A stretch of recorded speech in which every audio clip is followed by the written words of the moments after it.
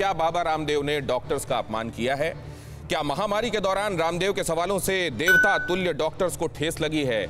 और जब दिन रात एक करके जान जोखिम में डालकर हजारों हजार डॉक्टर्स करोड़ों जिंदगियां बचा रहे हैं और ये करते हुए कई डॉक्टर्स अपनी जिंदगियां गंवा रहे हैं, शहीद हो रहे हैं, तो फिर आयुर्वेद बनाम एलोपैथी का घमासान इस वक्त जरूरी है क्या?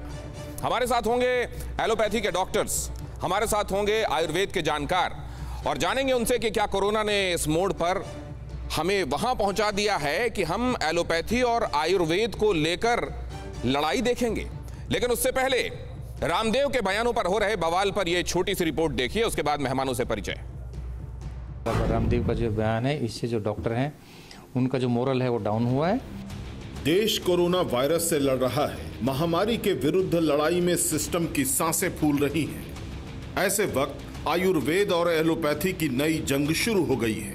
जितने लोगों की मौत हॉस्पिटल न जाने के कारण से हुई, ऑक्सीजन न मिलने के कारण से हुई है, उससे ज्यादा लोगों की मौत ऑक्सीजन के बावजूद हुई है, दवा एलोपैथी की दवा मिलने के बावजूद हुई है। 22 मई को बाबा रामदेव के इस बयान पर विवाद होना ही था, हुआ भी। इंडियन मेडिकल एसोसिएशन ने बयान पर सख्त नाराजगी जताई। खुद स्वास्थ्य मंत्री डॉक्टर हर्षवर्धन ने बाबा रामदेव को चिट्ठी लिखकर बयान वापस लेने को कहा। एलोपैथिक दवाओं और डॉक्टरों पर आपकी टिप्पणी से देशवासी बेहद आहत हैं।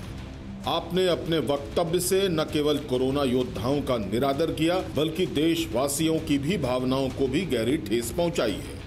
हर्षवर्धन की चिट्ठी का असर हुआ कि विवादित बयान के 10 घंटे के बाद बाबा रामदेव ने ट्विटर पर एक पत्र जारी कर खेद जताया। हम आधुनिक चिकित्सा विज्ञान और एलोपैथी के विरोधी नहीं हैं। हम ये मानते हैं कि जीवन रक्षा प्रणाली और शल्य चिकित्सा के विज्ञान में एलोपैथी ने बहुत प्रगति की है।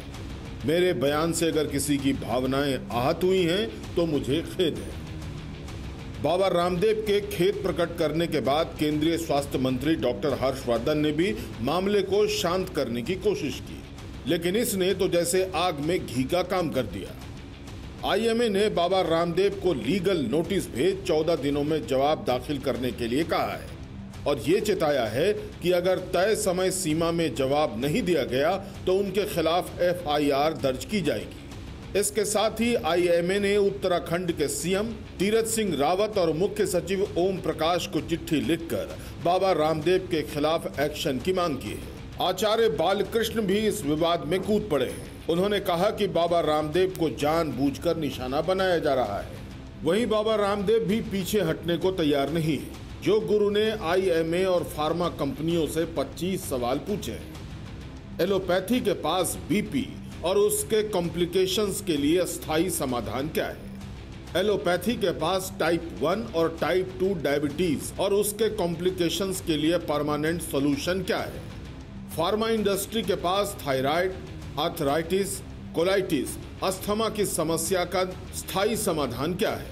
एलोपैथी के पास फैटी लीवर और लीवर सिरोसिस, हेपेटाइटिस को क्योर करने के लिए मेडिसिन क्या है? एलोपैथी और आयुर्वेद के आपस में झगड़े खत्म करने की फार्मा इंडस्ट्री के पास कोई दवाई है तो बता दें। एलोपैथी सर्वशक्तिमान और सर्वगुण संपन्न है, तो फिर एलोपैथी के डॉक्टर को बीमार होना ही नहीं चाहिए। इस तरह के तमाम सवालों के साथ ही बाबा रामदेव ने साफ कर दिया कि फिलहाल आयुर्वेद और एलोपैथी की ये लड़ाई जल्द खत्म होने वाली नहीं है। फिक्र आपकी, सोमवार से शुक्रवार रात 9 बजे सिर्फ TV9 भारतवर्ष पर।